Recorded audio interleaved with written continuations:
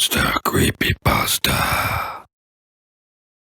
This is 3 creepypasta horror stories told in second-person perspective. If you like my content, then feel free to give this video a thumbs up and possibly subscribe to my channel for future videos like this one. Now, my friends, let's make you a part of a scary story. And if you make it to the end of the video, I'll show you a naked picture of a squirrel. It started the way all horror stories do, with something unsettling beginning to take place. You're lying in bed, your room dark except for the dim glow of your phone screen. The clock reads 2:13 a.m., but you're too restless to sleep. The house feels too quiet tonight, like the silence is pressing against the walls, stretching them thin. You convince yourself it's nothing. You're scrolling through social media when you begin hearing something, a faint, barely there sound, like someone dragging a sharp blade across a sheet of metal. It's subtle enough that you wonder if you imagined it. But then it happens again, this time closer, and your heart kicks against your ribs. You sit up, straining your ears for the sound to happen again, but there's nothing. Maybe it's just the wind or the pipes.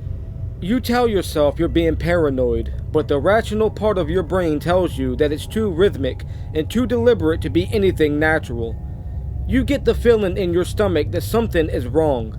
You know what that means, don't you? The way the feeling gets stronger and the air grows a lot colder around you, as if winter had come in the middle of summer. You glance around the room nervously. Everything seems normal at first, until you notice the closet door. It's open, just a crack, though you were certain you closed it earlier. Your phone slips from your hand as the realization crashes over you. Someone is in there, and they're watching you. You don't dare move or even blink. Your heartbeat thunders in your ears. For a moment, you think whoever it is might stay hidden, but then you hear it again, the scraping sound, only now it's coming from the closet. You swallow the lump in your throat and slip out of bed as quietly as you can. Your feet barely make a sound against the floorboards, but every creak feels like a gunshot in the dark. You grab your phone, but the screen won't turn on, because it's dead. Your only option is to get out of the room. You hate yourself for even considering it, but you can't just stay there. Slowly, you push open your bedroom door and step into the hallway, which is pitch black. The kind of darkness that makes you feel blind. You take a step forward, and that's when you hear something familiar. The soft creak of hinges. The closet door is opening behind you. You spin around, and there he is. He steps out of the shadows, tall and lanky, his sickly white skin almost glowing in the darkness. His face, oh my, his face is a frozen smile. The kind that's stretched unbelievably wide. His eyelids are gone, leaving those empty, unblinking orbs to stare straight at you. You can't move or even breathe. It's like your body has forgotten how to function. His smile widens as he walks in your direction, and that's when you see the knife in his hand. The blade glints as he takes another step forward, his footsteps unnaturally soft, almost inhuman. "I hit 'cause I care," he sneers, taking another step closer. You whisper a silent prayer before slamming the bedroom door shut behind you before you lock it, while holding on to the knob as if that'll somehow keep him inside. The silence stretches, thick and suffocating. Maybe he's gone, you begin to think. Maybe it's all in your head. But then there's a soft tap, tap, tap on the other side of the door. "Go to sleep," he says in a raspy voice, low and demonic, like it's been clawed from the depths of hell itself. You choke on a scream as the door handle rattles violently. You grab the nearest thing, a lamp, a book off the stand in the hallway, anything you can use as a weapon. But then the rattling stops, and it gets quiet again. You don't dare move, or dare to even exhale. Minutes feel like hours, and then you hear something else. Right behind you. You spin around, but it's too late. The last thing you see is that smile, impossibly wide, and the gleam of the blade as it arcs towards you. You woke up in the hospital the next morning, a nurse telling you that you were found on your bedroom floor, barely alive. They said it must have been a break-in gone wrong. that you're lucky to be alive, but you know it was no burglar.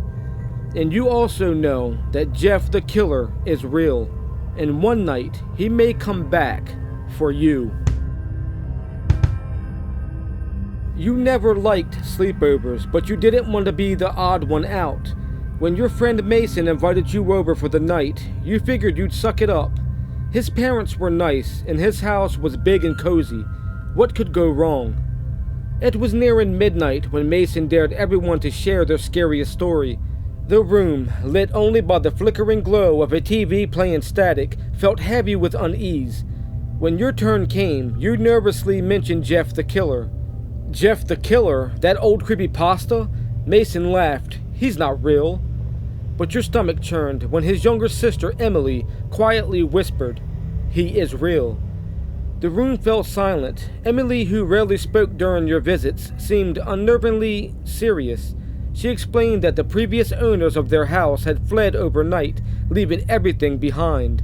"They say they saw him in the backyard, watching them," she whispered, clutching her knees. You all laughed it off, but the unease lingered in the room you all sat in. As the night dragged on, you tried to forget Emily's words. Mason's parents had gone to bed, and everyone else fell asleep in the living room.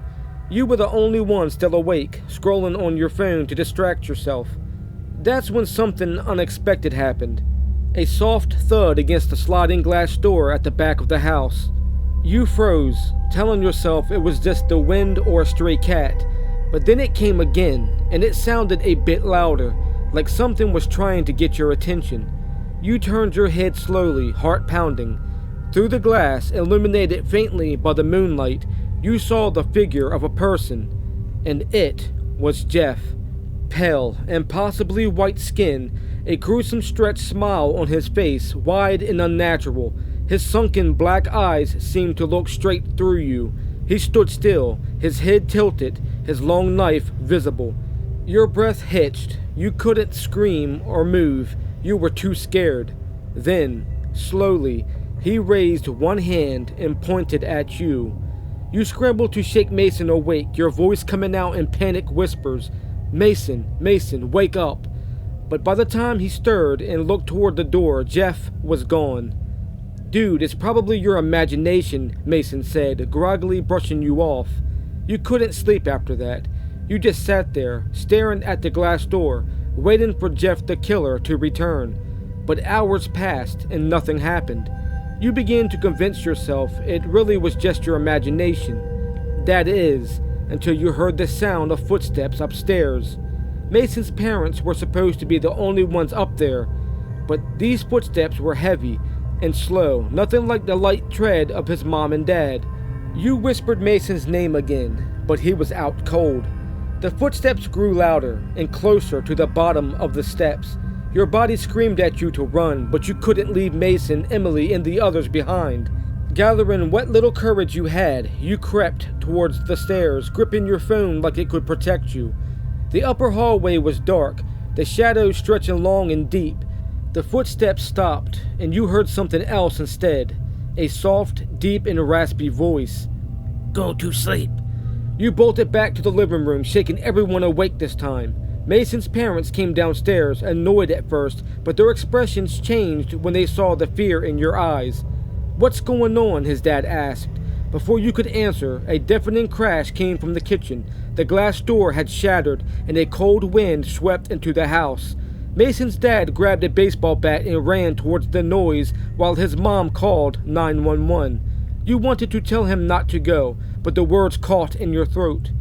The scream that followed will haunt you forever. It wasn't just pain, it was sheer terror, and the sound of a man facing something no one should ever have to face. Mason's mom dropped the phone, and the rest of you hid behind the couch as footsteps returned, dragging and uneven. Something sharp scraped against the floor, the sound grating in your ears, and then the voice came again, soft and mocking. "Go to sleep." Then everything went black. You don't remember much after that. The police found you and the other kids in the morning, trembling and incoherent. Mason's parents were gone, and the house was eerily quiet. To this day, no one believes your story. They say Mason's parents just suddenly left in the night and abandoned their children, and that the house was sold shortly after. But you know that was a lie. Jeff is real, and he's still out there somewhere. And one day, he'll come back for you. It wasn't insomnia that kept you awake that night. It was the noise. A faint sound coming from your closet. Soft at first, like something might have fallen. You lay there for a long time, staring at the ceiling, telling yourself it was just something slipping off the shelf. But deep down, you knew it wasn't. The tapping grew louder and more deliberate each time you heard it. It sounded like fingernails, sharp and insistent, scraping against the wood of the closet door. You didn't want to look, but curiosity is a cruel thing. Slowly, you climbed out of bed and started to walk towards the closet. Your heart plummeted as you opened it. A face stared back at you from within the darkness, one impossibly pale, like moonlight made flesh with a wide, crooked smile carved into it. The eyes weren't eyes at all, just black holes with glowing pupils that seemed to pull you in. He tilted his head, studying you like an animal watching prey. Then he began to move toward you, slow and sinister. You jumped back, heart slamming against your ribs, your mind racing with the primal urge to run, but you couldn't. Your body was frozen, rooted to the spot as those empty eyes bore into yours. Then he smiled wider. You slammed the door shut. It shouldn't have broken the way it did. The wood didn't break, it just melted away, the edges curling inward like paper in a fire. He slipped out of the closet without making a sound. He wasn't that tall, about 5'10", but thin, his movements jerky, almost mechanical. He dragged a knife behind him, the blade screeching against the hardwood floor. You wanted to scream, to move, to do anything, but all you could do was stare as he crept closer. "Go to sleep," he whispered, his voice sinister, sending chills racing down your spine. That broke the spell. You ran for it, nearly tripping over yourself as you darted towards the door. You didn't look back, you couldn't. You threw the bedroom door open and sprinted down the hall, your bare feet pounding against the cold floor. The house felt wrong, distorted, like the walls were bending in on themselves. The light bulbs flickered, casting shadows that seemed to stretch and twist. You made it to the front door, but it wouldn't budge. You'd forgotten to unlock it in the heat of the moment. Fumbling, you managed to turn the lock. The door finally gave way, and you burst outside into the freezing night. You ran down the street, screaming for anyone to help you, but the neighborhood was eerily silent. No lights flicked on, no curtains twitched. It was as if the world itself had abandoned you. You didn't stop running until your legs gave out. Eventually, you collapsed on the pavement, gasping for air, your throat raw from screaming. When you finally dared to look back, the street was empty, no sign of Jeff. You kept what happened to yourself, too afraid of the ridicule others would give you. You didn't even inform the proper authorities, knowing they wouldn't believe your story. For a while, you convinced yourself it wasn't real, that it was just a nightmare. But then, 2 nights later, you woke up to the sound of footsteps coming from inside your closet. You didn't move, you didn't breathe. You just laid there, paralyzed with fear, as the door creaked open and a familiar voice whispered, "Just die already." In a flash, he was upon you, the cold steel of his knife pressing against your throat. His breath was hot against your ear as he hissed, "Let me make you beautiful." You tried to scream, but no sound came out. The world blurred as tears filled your eyes. Pain exploded across your skin as the blade danced, carving his madness into your flesh. Darkness closed in, your consciousness slipping away. The last thing you heard was his laughter echoing through the room, a haunting melody that would follow you into oblivion. When you awoke, you were in a hospital bed, bandages covering your wounds. The doctor said you were lucky to be alive, but you knew better. He had marked you, claimed you as his own. And as you lay there, the beeping of the monitors the only sound in the sterile room, you couldn't shake the feeling that he was still near, ready to finish you off. Because once Jeff the Killer chooses you, he never lets go. And you know, deep in your soul, that one night, when the world is silent and the shadows grow long, he'll return for you.